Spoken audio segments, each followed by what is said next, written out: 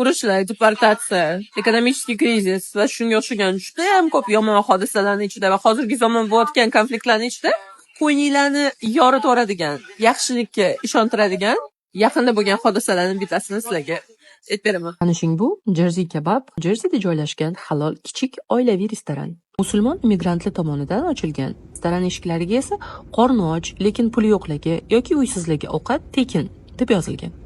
Lekin 25-fevral kuni bu oila boshiga kulfat tushdi. Oila boshi va restoran egalari turkiyalik immigrantlar Emine va turmush o'rtog'i Jelal ICE agentlari tomonidan arestovat qilingan.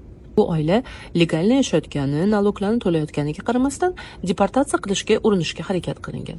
Aniqlashicha, faqatgina Emineda green kartasi hali ham kutish prosesida bo'lgani uchun qo'yib yuborilmagan va detention centerda ushlab qolingan. Bunga javoban Jersey Kebabni klientlari, ularning qo'shnilari, xullas butun community bu oilani himoya qilish uchun mitinglar uyushtirish boshlashgan. Advokat xizmatlari uchun moddiy yordamga ham ko'pchilik hissasini qo'shgan. Ko'pchilikning ovozi og'ir kelib, Amina ozod qilingan va oilasiga qaytarilgan. Çok teşekkür ederim. Çok harika bir duyguydu. Elhamdülillah insanların bu kadar sahip çıkması çok duygulandırdı.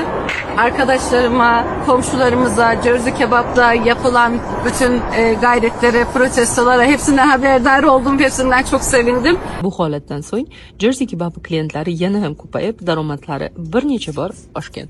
Unutmang, qaysi millatga, rassaga, dinga, kulturaga oid bo'lishidan qat'iy nazar bu dunyoda faqat ikkita toifa odam bo'lgan. Yaxshi?